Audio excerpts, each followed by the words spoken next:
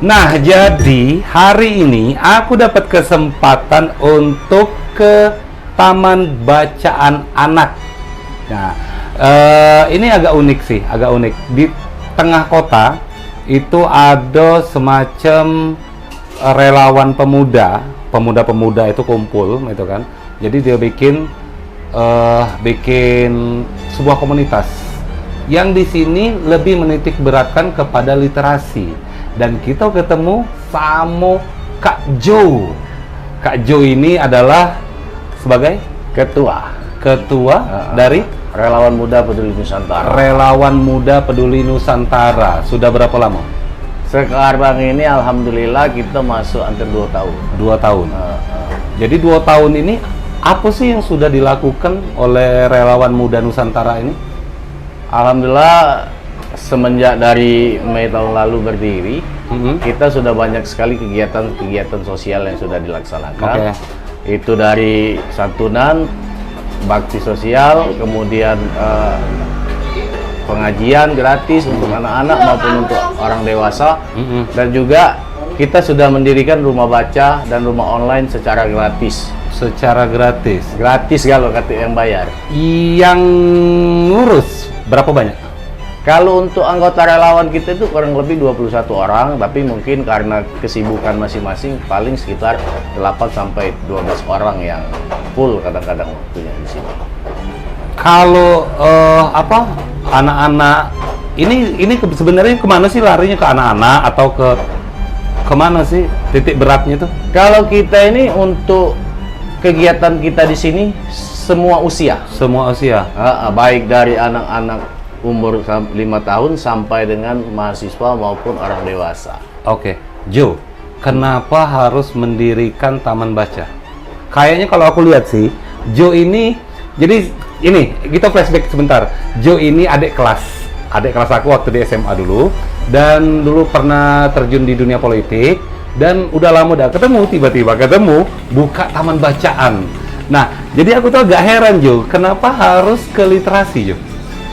Jadi awal mulanya memang pertama kita hobi baca buku, dan dulu sempat kita ini pernah mengajar. Ngajar guru atau dosen. Dulu sempat jadi dosen. Walaupun tidak lama, cuma hampir 8-9 tahun. Lama, 8-9 tahun. Dan sibuk di dunia organisasi dan juga berpolitik.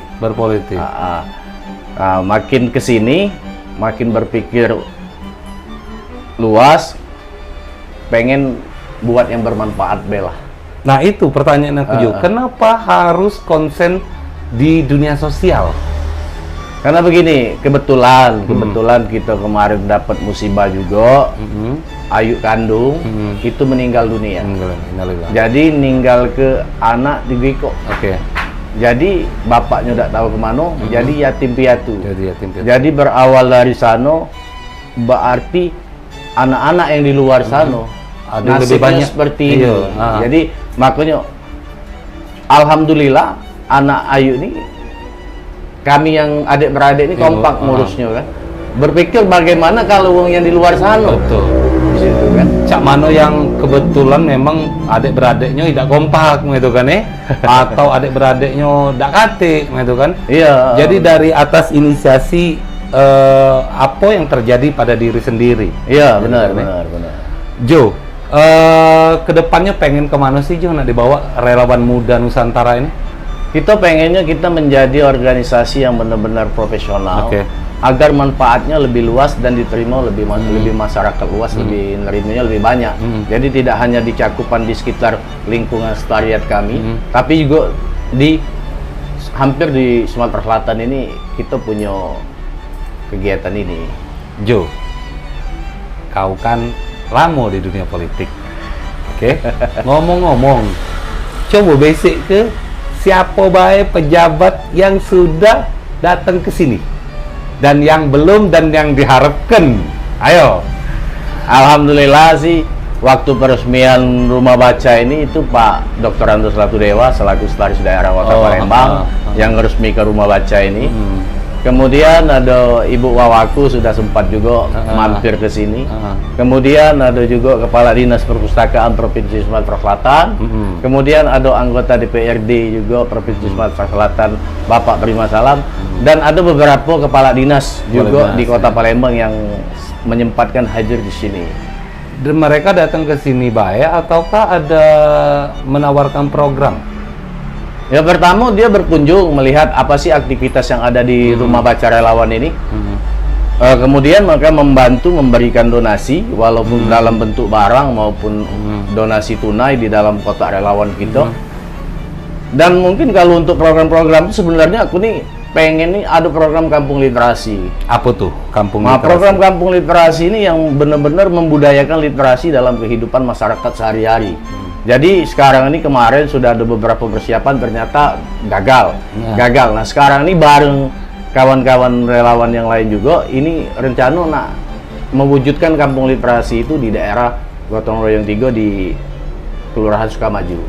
Sekarang ini sudah tahap survei, tinggal bagaimana tahap perizinan dan untuk tinggal eksekusi selanjutnya. Mudah-mudahan dengan adanya kampung literasi ini, anak-anak itu tidak melupakan buku, bahwa buku itu benar-benar bermanfaat untuk mereka. Karena apa? Sekarang ini sudah tergerus oleh era digital, dikit-dikit HP, dikit-dikit HP. Nah, aktivitas di sini juga kita mengedepankan permainan-permainan tradisional seperti monopoli, catur, enggrang. Jadi mereka sejenaklah melupakan handphone seperti itu. Jo, 2 tahun didirikan Relawan Muda Peduli Nusantara ini. Apa suka dukanya? Suka duka dalam mendirikan Rumah Baca Relawan ini luar biasa banyak. Yang pertama dari waktunya para relawan yang susah ketemunya, kadang-kadang kalau nak rapat susah kumpulnya.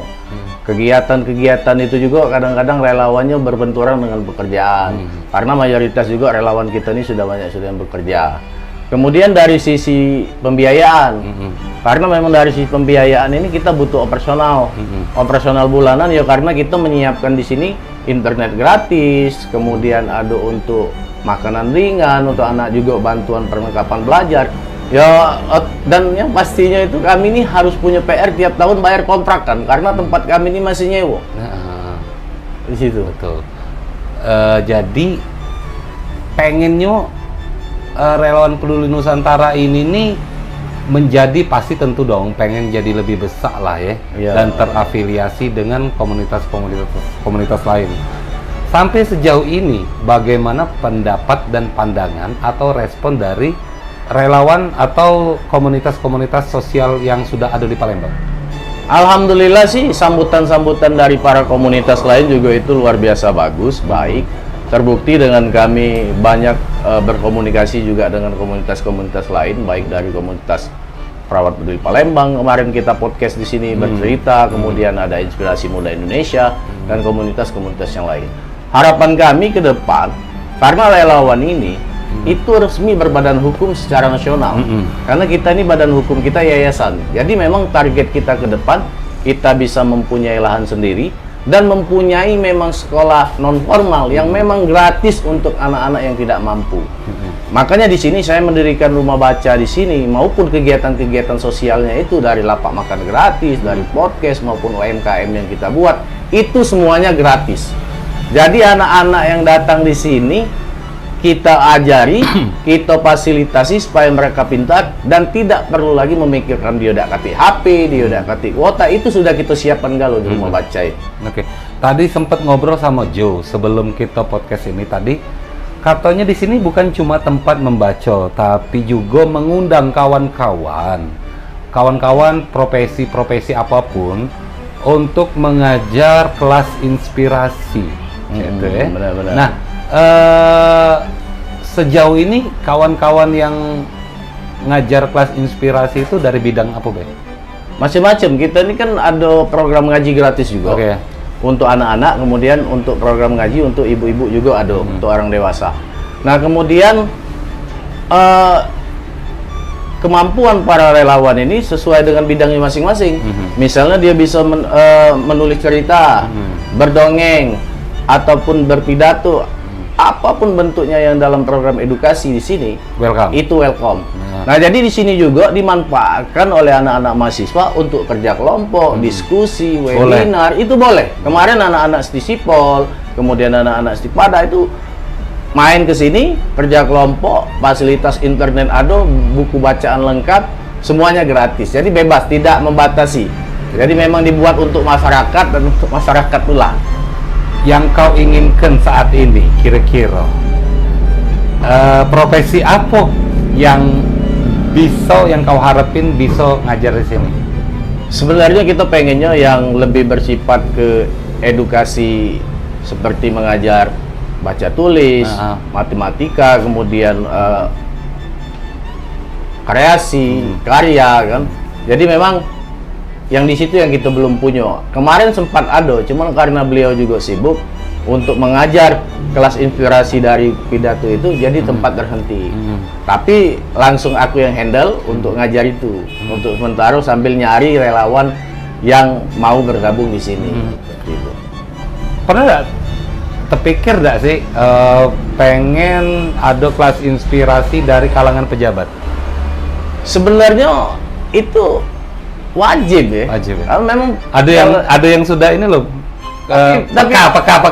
Kalau caknya itu belum ada. Belum ada yang peka. Cuman kalau untuk berkunjung, untuk memberikan support itu sudah ada. Tapi kalau untuk turun langsung memberikan materi itu belum ada. Kita berandai-andai besok-besok Pak Herman Deru, Pak Harnojoyo itu ngasih kelas inspirasi di sini bagaimana menjadi seorang gubernur. Wih, luar biasa, itu yang kami tunggu. Kalau memang bisa Pak Gubernur, Pak Wali Kota bisa ngajar di sini. Atau udah usah ketinggian juga. Camat A ngasih kelas inspirasi di sini. Cak mana nak jadi camat? Cak itu. Ya. Oke, Jo. Ini di mana sih? Daerah mana nih? Relawan Peduli Nusantara. Ini di Jalan Super Semar di Kelurahan Piparja, Kecamatan Kemuning. Nah, kalau tahu gedung Geraha 66, parah situlah, tak jauh. Pinggir jalan tuh lah tempat kami. Mudah kok nyarinya pinggir jalan. Dan aku baru berkunjung ke sini sekitar 1 jaman lebih, dan di sini nyaman, bener-bener yang dalam istilahnya kau nak ngapo, kita fasilitasi di sini. Jadi bukan cuma soal membaca. Dari ngobrol-ngobrol tadi, keinginan Joe ini jauh ke Mamano, gitu kan, jauh ke Mamano, dan aku apresiasi itu. Dan mudah-mudahan aku secara pribadi Joe bisa ngajak kawan-kawan di dunia konten kreator, kawan-kawan di dunia event, atau kawan-kawan di dunia aku lah ya, untuk bisa berpartisipasi di relawan muda peduli Nusantara. Kenapa harus ada Nusantara di ujung-ujung? Kenapa udah relawan peduli Palembang? Karena kita ini berpikirnya luas. Karena memang dari sisi badan hukum juga secara nasional, dan pengennya relawan muda peduli Nusantara ini ada di seluruh Indonesia. Tapi kita tidak muluk-muluk, yang penting fondasi infrastruktur yang ada di Sumatera Selatan ini sudah berjalan, supaya virus kebaikan ini menjalar kemana-mana. Karena kalau misalnya kita hanya membatasi Palembang, nanti kapasitasnya terbatas di saat siapa tahu ke depan relawan ini berkembang di luar perkiraan kita. Di kabupaten lain pengen. Ya kalau untuk permintaan untuk bentuk di kabupaten itu sebetulnya sudah banyak. Kemarin ada dari Banyuasin, Prabu Muli, Moreni. Cuma aku merasa infrastruktur yang kami punya ini belum kuat. Jadi pondasinya masih belum terlalu kuat, karena memang kita juga masih nyewa di sini. Jadi kalau misalnya sudah kuat dan memang sudah merasa kita siap untuk menyebar itu, baru akan kita buka cabang-cabang di kota lain. Dan ini yang unik. Tadi Joe, karena image Joe ini di mata aku adalah seorang politikus. Terus tadi ngomong, kapok main politik. Atau istilahnya tuh, udahlah itu ya, aku nak ke dunia sosial deh. Ngapu Joe? Menurut kau politik itu buruk atau? Sebenarnya politik itu bagus. Cuma memang mungkin kita yang belum siap untuk menghadapi tekanan-tekanan politik yang luar biasa menurut aku. Dan juga pada fase 2014 kemarin aku sudah pernah nyalon DPRD. Kalah. Dan selama Betul enggak itu? kalau dia mau kedon tuh enggak juga sih, cuman memang harus ada yang lebih dipersiapkan selain kita kualitas maupun dari sisi finansial maupun Relasi juga iya. jaringan ya. Berarti ada suatu kemungkinan suatu saat balik lagi ke dunia politik. Kalau untuk aku secara pribadi, aku juga sudah berkomitmen sama kawan-kawan relawan. Memang uang mengidentikan apa yang aku perbuat sekarang ini ada target politik tertentu.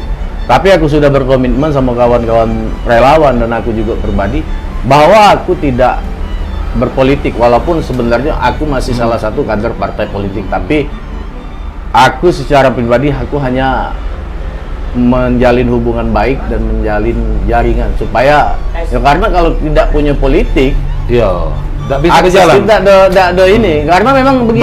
Bernegara, bermasyarakat tidak bakal jalan. Karena kadang-kadang kita nak ngadep salah satu pejabat itu tidak laku gitu nih. Iya. Kadang-kadang Siapa kau gitu kan? iya siapa kau dia.